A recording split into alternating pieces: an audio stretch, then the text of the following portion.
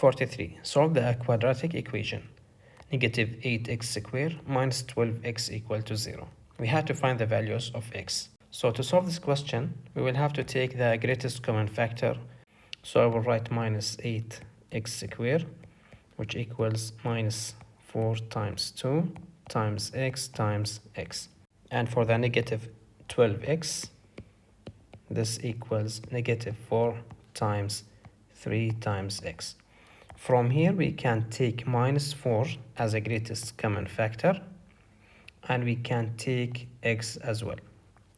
So I will have to write minus 4x. Now we will have to open the parentheses, and whatever left here, we have to put it in between the parentheses. So here we have 2x, and we have also the 3. So this equals 0. Now we have to solve for x.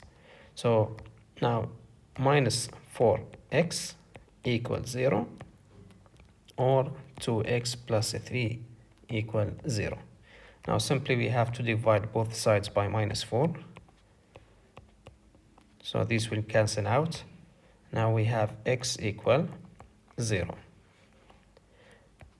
The second part, which is 2x plus 3, I have to minus the both sides by 3. So these will cancel out. Now I have 2x equal negative 3.